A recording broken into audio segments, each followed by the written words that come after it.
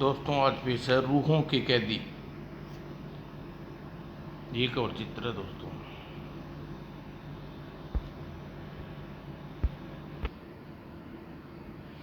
रात के 10 बजे ट्रेन राम गांव के छोटे से स्टेशन पर रुकी। स्टेशन पर बिल्कुल सुनसान था, दूर दूर तक कोई नजर नहीं आ रहा था। एक कंपार्टमेंट के दरवाजे पर वंदना बाहर झाँका। यहाँ तो कोई नजर नहीं आ रहा, कुली भी नहीं है। उसने स्वयं ही अपना सूटकेस नीचे उतारा। मैं समझ नहीं रही, चाचा जी मुझे स्टेशन पर लेने आएंगे।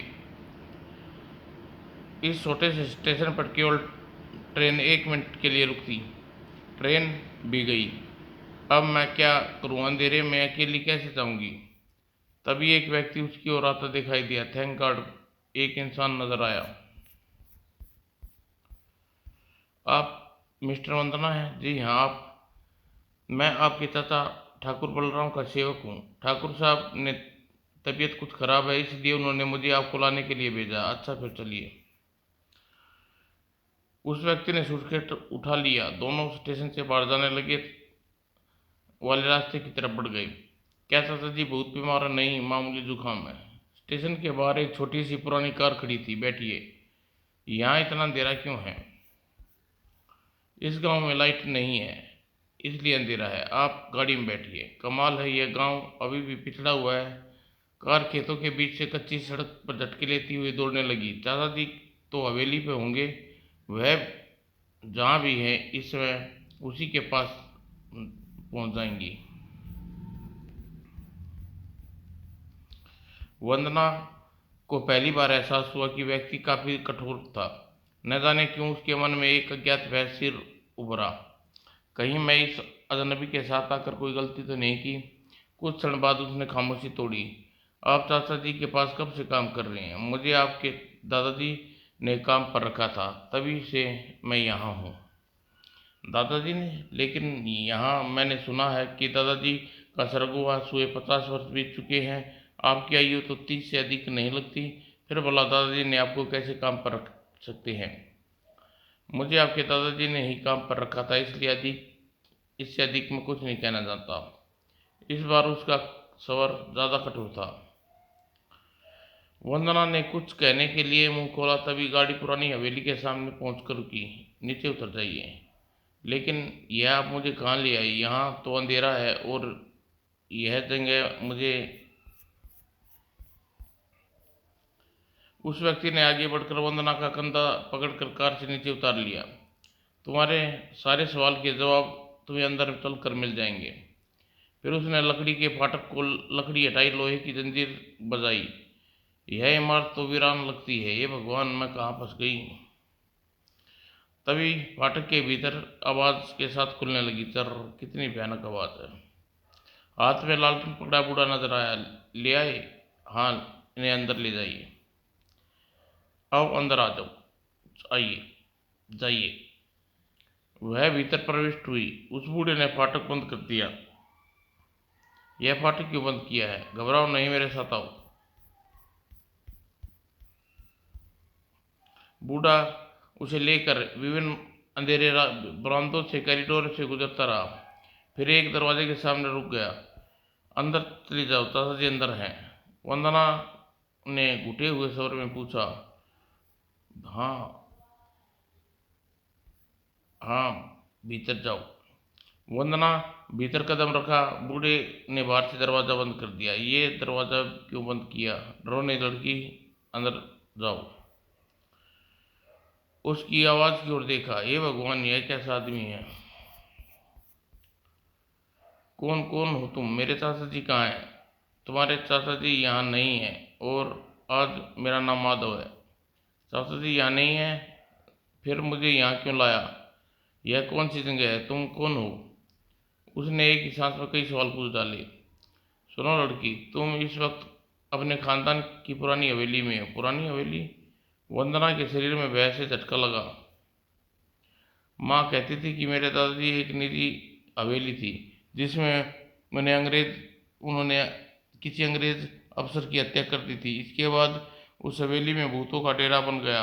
अंग्रेज की आत्मा वहाँ रहती थी और इसलिए उस हवेली में को खाली कर दिया गया। क्या यह वही हवेली है? कुछ क्षण बाद सोचने के बाद उसे लगभग चिल्ला उठी, मुझे यहाँ क्यों लाया गया? खामोश रहो, हमें शोर पसंद नहीं। माधव ने गुर्राते हुए स्वर में डांटा। वंदना बुरी तरह सहम गई। मैं यहाँ से जाना चाहती हूँ। तुम कहीं नहीं जाओगी, अब तुम यहीं रहोगी हमारे साथ, कहकर उसने किसी को पुकारा। सुंदर काका, यहाँ आओ। दरवाजा खुला और एक बूढ़ा आदमी भीतर प्रविष्ट हुआ। क्या बात है? इसे अपने कमरे में पहुंचा दो, चलो।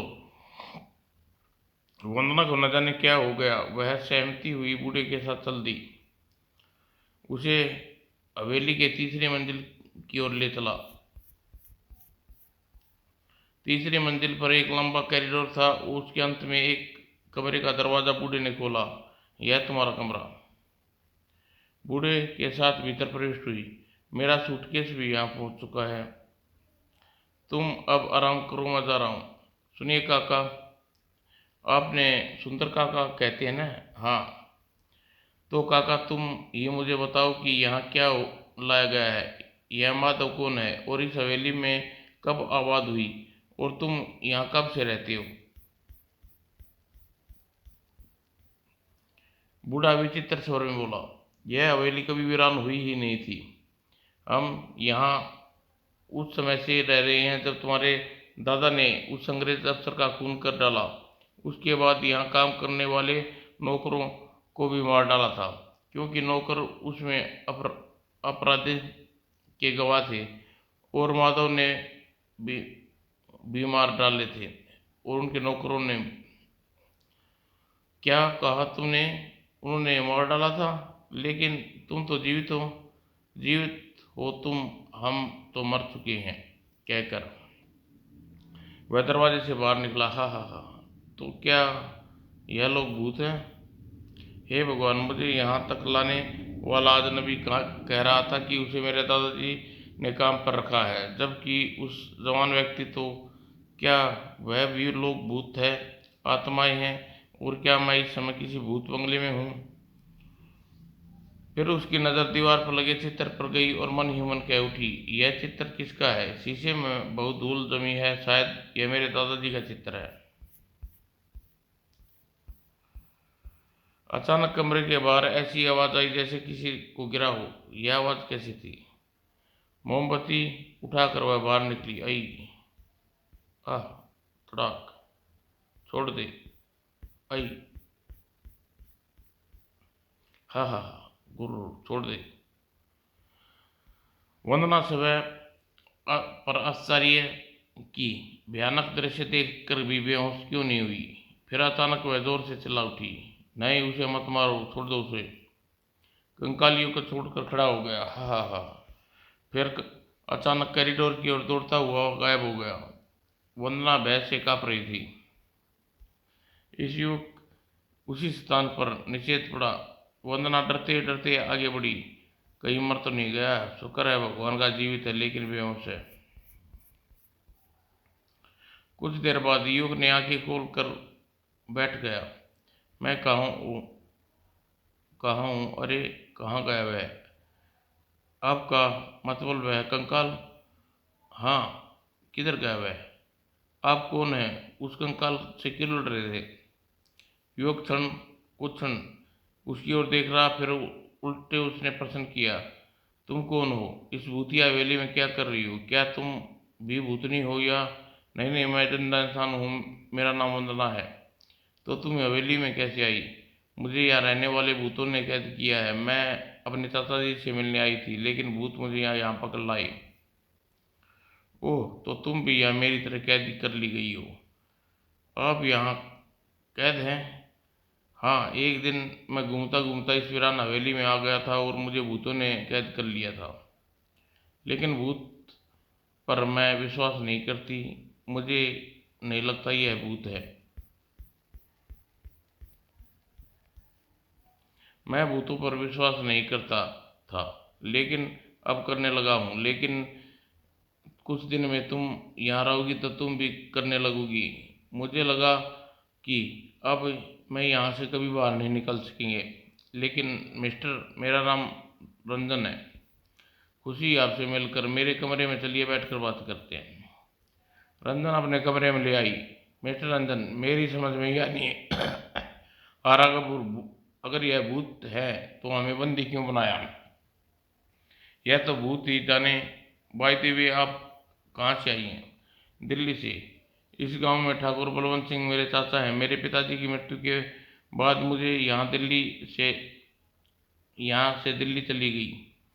उस समय मेरी आयु 6 वर्ष थी। मेरी माँ जब तक जीवित रही कभी इस गांव में वापस नहीं आए और कभी यहाँ आने न दिया। चाचा जी ने और उनका झगड़ा हुआ था, इसलिए अपने जीवन में अंतिम समय इस गांव से दूर रही। लेकिन माँ की मौत के बाद मैंने मन में चाचा से मिलने की इच्छा जागी। मैंने चाचा जी को अपने पहुंचने का तार दिया, यहाँ चली आई। लेकिन स्टेशन पर उतरते ही मुझे रूहों के साथ ले पड़ी। चाचा जी मेरे लिए परेशान होंगे, मैं उनके साथ क्यों नहीं पहुंची?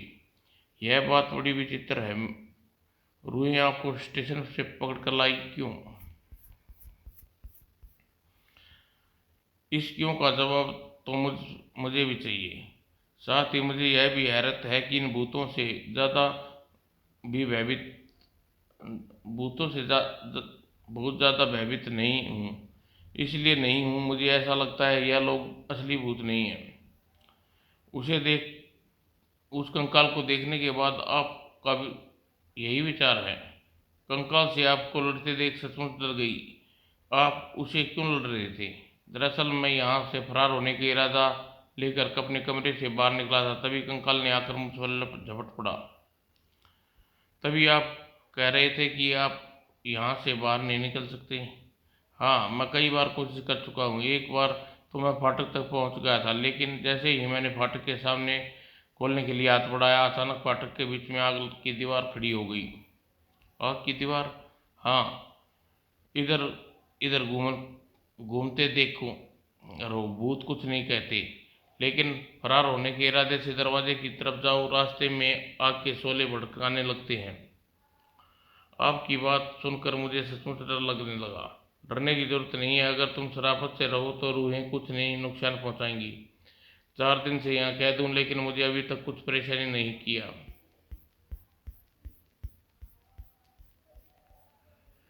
तो फिर कैद क्यों हो?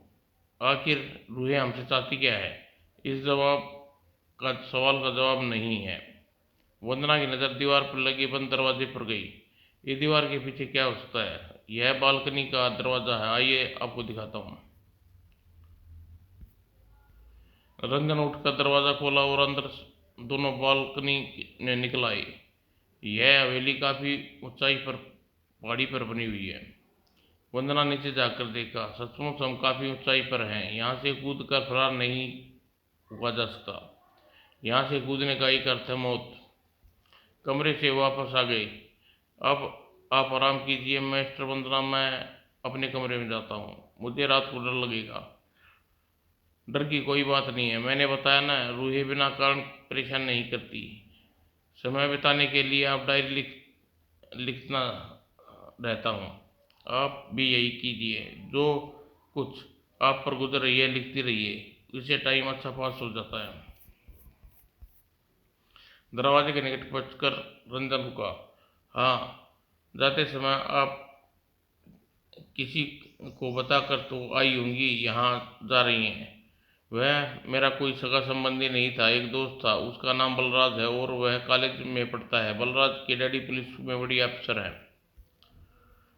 तो क्या बलराज आपको जानता था कि आप कहाँ जा रही हैं? हाँ, उसके साथ जाकर मैंने चाचा जी को तार लिखा था, जो बलराज गाड़ी में सवार करा कर गया था। फिर तो आशा की एक किरण नजर आती है। आपके मित्र बलराज को आपकी कोई सूचना न मिलेगी तो शायद आपकी तलाश में गांव आए और आपको ढूंढता हुआ यहाँ तक पहुँच जाए। बलराज को सूचना न मिलने पर परेशानी जरूर होगा, लेकिन यहाँ नहीं आ सकता। वह यहाँ नहीं आएगा। फिर तो आशा की एक किरण नजर आती, वह यहाँ नहीं आएगा। खैर, जो भी हो देखा जाएगा। अब हम तो हैं, मिलकर हर मुसीबत का मुकाबला करेंगे। आप आराम कीजिए, मैं चलता हूँ। Good night. Good night. Ranjan के जाने के बाद वंदना सूटकेस से डायरी निकाली और बैठकर सारी घटनाएं लिखने लगी जो अब तक बीत चुकी थी। अचानक कमरे में अंधेरा छा गया। यह क्या हुआ? उसने कॉर्नर पर रखी माचिस रखी देखी। वो मोमबत्ती खत्म हो गई। अब क्या करूं? मोमबत्ती की तलाश में बाहर जाते हैं। डर लग रहा है। अंधेरे में कैसे रात गुजारी। काफ़ी देर तक वह डरी बैठी रही। इसी तरह बैठकर रात गुजार लूँगी। लेकिन कहावत है, जब नींद आती है तो कोई रोक नहीं सकता। ना वंदना को भी नींद का झोंका आया। उसने आंख लग गई। अचानक अंधेरे में विचित्र आवाज़ सुनी। सर, यह आवाज़ कैसी है? वंदना ने आग जाग गई लेकिन लेटी रही। आवाज़ धीरे धीरे तेज होने लगी। तूफानी हवाओं जैसी। लेकिन हवा तो महसूस नहीं हो रही। तभी एक ठहाका गूंजा। कौन है? भय के कारण उसने हिलने की भी हिम्मत न की। तभी तेज आवाज़ हुई। हाँ, तुम यहाँ से नहीं जा सकती। मैं तुम्हारे साथ रहना होगा। यह किसी रूह की आवाज़ है। भगवान, अब मैं क्या करूँ? आवाज़ भय पर काबू पाते हुए उसने माचिस जलाई और इधर उधर देखा। कमरे में तो कोई नहीं है। यह आवाज़। तभी एक विचित्र घटना घटी। तस्वीर का शीशा अपने आप टूट गया।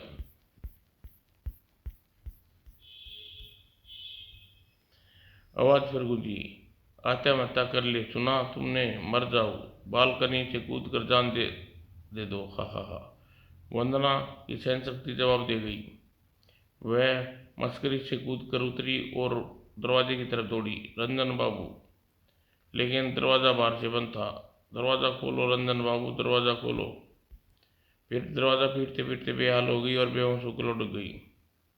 सुबह उसकी आँख खुली तो स्वयं को माँ शरीर पर लेटा पाया और उसने रात की घटना याद की। मैं शरीर पर कैसे पहुंची? क्या किसी रूह ने मुझे उठाकर लिटाया है? फिर उठकर बैठ गई। ओह, चाय और नाश्ता। यह चीज़ कौन रख गया? तभी उसकी नज़र फर्श पर गई। शीशे के टुकड़े भी नहीं है। किसी ने यहाँ की सफाई की है। यह रूहें हैं जो नाश्ता बनाती हैं और सफाई भी करती हैं। इंसान चाहे कितना भी दुखी में हो, लेकिन भूख पीछा नहीं छोड़ती। वंदना भूखी थी, इसलिए नाश्ता करने बैठ गई। रात को वह आवाज़ मुझे आत्महत्या करने के लिए कह रही थी। क्यों? लेकिन उसके पास किसी भी सवाल का जवाब नहीं था। वह नाश्ता करके बैठी थी कि तभी सुंदर काका कमरे में आया और नाश्ते के बर्तन समेटने लगा। यह नाश्ता तुम रख के गए थे काका? लेकिन बूढ़े ने उसकी बात का कोई जवाब नहीं दिया। बर्तन उठाकर वह दरवाजे की ओर बढ़ा। मैं अंधेरे में नहीं रह सकती काका, यहाँ मोमबत्ती खत्म हो गई। बूढ़ा इस बार भी कुछ नहीं बोला, कमरे से बाहर निकल गया। कुछ देर बाद वंदना कमरे से बाहर निकली। रंजन नजर नहीं आ रहा। वह मिल जाए तो उसे रात की घटना बताऊं। उसने कई कमरों में जाकर देखा। रंजन कहीं दिखाई नहीं दिया। कहाँ चला गया रंजन? कहीं भूत भी तो नहीं था? टहलती हुई वह सीढ़ियों के निकट पहुंची। सीढ़ी छत की ओर चलकर देखती हूँ। छत पुराना काठ कबाड़ फैला था। यहाँ चारों ओर पहाड़ियाँ और जंगल है। कुछ दूर जंगलों में उसे कुछ लोग गुजरते दिखे। ओह, अगर मैं जोर से पुकारूं तो यह मेरी आवाज़ उन तक पहुंच जाएगी। वह कोई निर्णय लेने से पहले ही वह आदमी नज़रों से ओझल हो गई। चलो, यह बात मालूम हो गई। यह हवेली के निकट ही लोग गुजरते रहते हैं। यह भूतिया हवेली कही जाती है, इसलिए इसके बिल्कुल निकट से नहीं आता होगा। काफ़ी देर तक वह वहीं खड़ी रही। फिर वह वापस जाने के लिए घूमी। उसकी नज़र कबाड़ में पड़ी हुई चीज़ पर पड़ी। गुलेल। यह तो किसी बच्चा का खिलौना है। वह गुलेल को उठा ली पता नहीं किसी बच्चे की है या किसी चिड़ी मार शिकारी की, लेकिन यह काम की चीज़ है, मैं इसे अपने पास रखूंगी। और गुलेल को अपने लिबास में छुपा लिया। जब वह अपने कमरे में वापस आई तो उसे मस्तिष्क में एक योजना बना चुकी थी। मुझे बलराज के नाम एक खत लिखना होगा और मोमबत्ती, ओह, नई मोमबत्ती रख गया।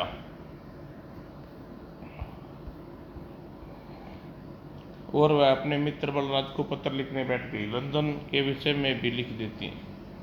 उसने सूटकेस में डाक टिकट और लिफाफा मौजूद था और पत्र को उसने टिकट लगाकर लिफाफे में रख दिया और फिर बलराज का पता लिख दिया। मगर यह पत्र बलराज तक पहुंच गया तो चमत्कार कहा जाएगा। फिर उसने एक पत्र लिफाफा उठाया और उस पर लिखा, इस लिफाफे के भीतर एक पत्र है, लिखा है। अगर लिफाफे के भीतर पत्र लिख कर एक लिफाफा रखा, जिस सज्जन को भी यह मिले मेहरबानी करके भीतर लिफाफे में डाक में डाल दे। यह एक मुसीबत की मारी पर बड़ा उपकार होगा। लिफाफा रखकर पत्थर का टुकड़ा भीतर रख दिया और बालकनी के निकट आई और गुलेल देखते ही उसके मस्तिष्क में यह योजना आ गई थी। उसने पूरी शक्ति से गुलेल खींचकर लिफाफा दूर फेंक दिया। काफी दूर जाकर गिरा। अगर भगवान ने मुझ पर दया आई तो लिफाफा जरूर ही किसी भली व्यक्ति के हाथ लग जाएगा, फिर मेरा खत रात तक पहुंच जाएगा। उस दिन रात को जिसे रंजन दिखाई नहीं दिया। रंजन चला गया। कहीं वह यहाँ से फरार होने में कामयाब तो नहीं हो गया। अगर वह फरार हुआ तो मुझे छुड़ाने की कोशिश भी करेगा।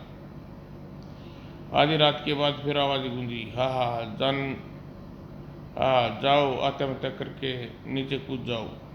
वंदना माँ शरीर पर सैमी लेटी रही। 4 रात तक वह कुछ चलता रहा। अचानक रंजन कहीं गायब हो गया था।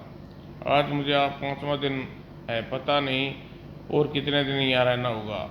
यह रूहें चाहती हैं कि मैं आत्महत्या कर लूँ, लेकिन मैं ऐसा नहीं करूँगी। मैं अपने साथ अपने जीवन की समाप्त नहीं कर सकती। रंजन का पता नहीं वह कहाँ चला गया है। 6ठे दिन सुबह अचानक रंजन उसके कमरे में प्रविष्ट हुआ। हेलो रंजन बाबू, कहाँ चले गए थे आप? मैं तो समझ रही थी आप फरार होने में सफल हो गई हैं।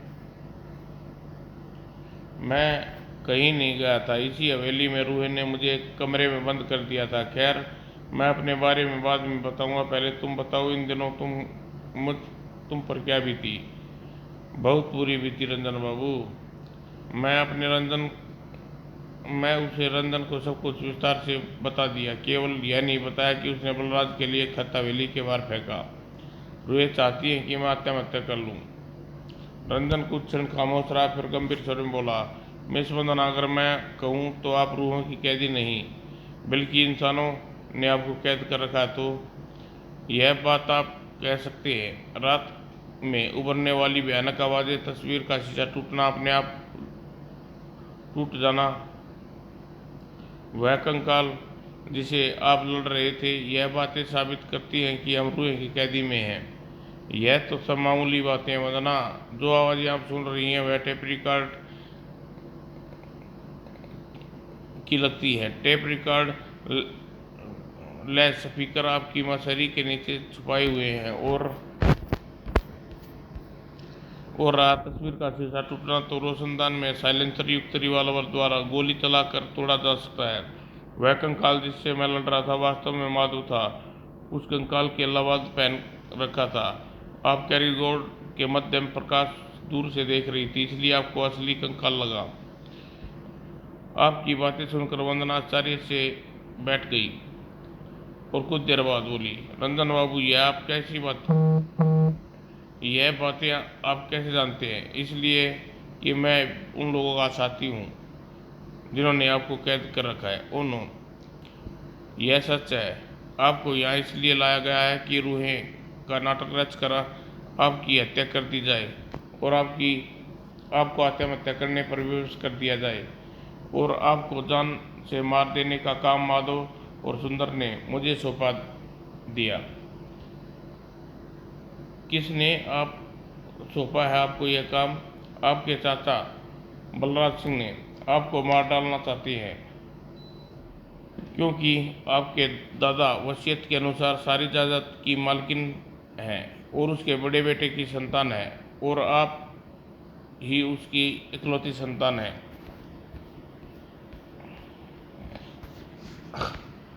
मुझे आपकी बात पर विश्वास नहीं आ रहा, लेकिन मैं बिल्कुल सच कह रहा हूँ। ठाकुर बलवंत सिंह शराबी और जुआरी इंसान है। उसने अपने आपके आने की सूचना पाकर वह समझ गया आपकी वसीयत का पता चल जाएगा, इसलिए आपका दावा पेश करेंगी। इसलिए आपने उसने आपको मारने की यह योजना बनाई। मेरे जिम्मे यह काम था कि भूतिया हवेली की घटना डायरी में लिख करने पर विवश करूं, ताकि आपकी लाश पुलिस को मिले, साथ ही वह डायरी भी पुलिस के हाथ लगे, जिसे पढ़कर समझ लिया जाए कि आप खूनी हवेली में रहने वाली भूतों की शिकार हुई। वंदना की आंखों के आगे आंसू आ गए और उसने रूधे स्वर में पूछा, अगर यह इंसान सच है तो यह सच्चाई मुझे क्यों बता रही हो? इसलिए कि मैं भीतर इंसानियत जाग उठा। क्या मतलब? मैं किसी निर्दोष की हत्या नहीं कर सकता, इसलिए मैंने आपको बचाने का फैसला किया। आज रात आपके माधव और सुंदर की नज़रों से बचाकर यहाँ से निकल ले जाऊंगा। यहाँ से निकालने के बाद आप पुलिस स्टेशन में अपने चाचा के विरुद्ध रिपोर्ट लिखवा सकती हैं। उसी रात रंजन वंदना को हवेली से निकाल दिया। सुबह ठाकुर बलवंत सिंह की हवेली में उसके सामने माधव और सुंदर थे खड़े थे। मैं पूछता हूँ, कैसे फरार हुए? उस हरामजादे रंजन ने हमें धोखा दिया है ठाकुर, वह लड़की को निकाल ले गया। तुम सब निकम्मे हो, तुम्हें मेरी मेहनत पर पानी फेर दिया। हम क्या करते ठाकुर? रंजन तो आपका रखा हुआ आदमी था, उस कुत्ते को मैं छोड़ूंगा नहीं। पता नहीं वह लड़की को लेकर कहाँ गायब हो गया। कहीं पुलिस में तो नहीं चला गया ठाकुर? नहीं, उसे हमने इतना रुपया ऐंठने के लिए यह चाल चली थी। वह जानता है कि उसका ला लाभ वंदना को पुलिस में देने से नहीं बल्कि हमें सौंपने में है। वह हमें, तुम लोग पैसे ऐसा करो, यहाँ से गायब हो जाओ और हफ्ता 10 दिन गांव में नजर न आना और हवेली की सफाई कर देना। हाँ ठाकुर साहब, मैंने हवेली में ऐसा निशान नहीं जिसे लगी वंदना वहाँ आई थी। तुम ठीक है, अब तुम जाओ। दोनों सलाम किया और चले गए। कुछ देर बाद ठाकुर को पुलिस की आने की सूचना मिली। पुलिस आई है। पुलिस क्या? वंदना पुलिस में पहुंच गई है। भगवान, यहाँ भेज दो। नमस्कार साहब। नमस्कार, आइए। ठाकुर साहब, यह मिस्टर बलराम दिल्ली से आए हैं। इनको पता है पुलिस कमिश्नर हैं पिता। मिस्टर बलराम आपकी भतीजी वंदना के विषय में कुछ जानकारी चाहते हैं। मेरी भतीजी वंदना, इसके बारे में क्या बता सकता हूँ? मैंने तो उसे वर्षों से देखा भी नहीं, बस इतना जानता हूँ वह दिल्ली रहती है। लेकिन 6 दिन पहले वंदना दिल्ली से आपसे मिलने के लिए रवाना हुई। मेरे सामने उसने आपसे पहुंचने का तार दिया था। मैंने ही उस ट्रेन में सवार कराया था, लेकिन वंदना यहाँ नहीं पहुंची और न ही मुझे उसका कोई तार मिला।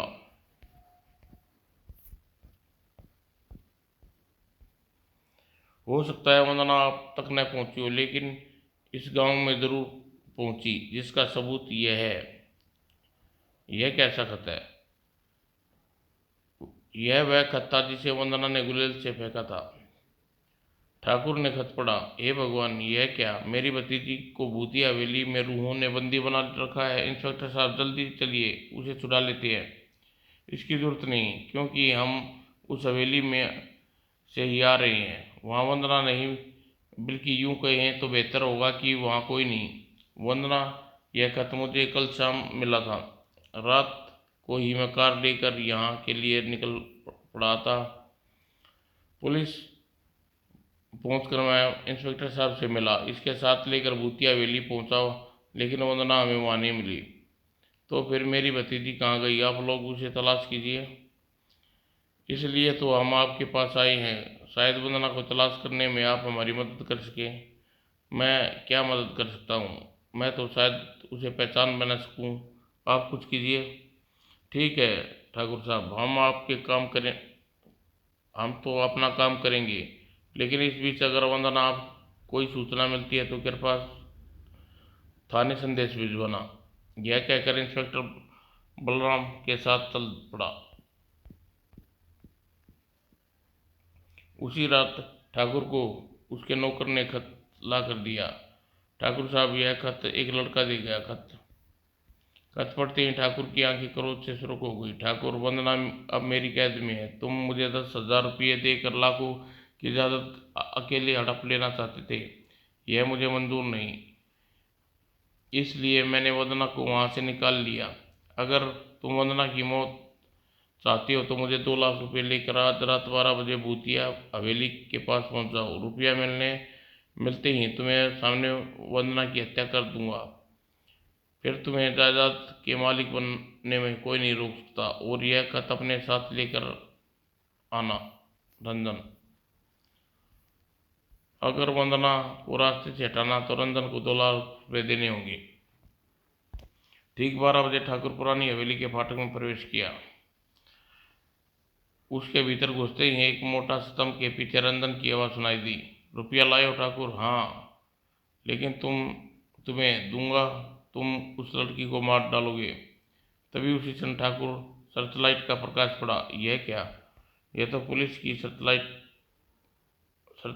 है ठाकुर।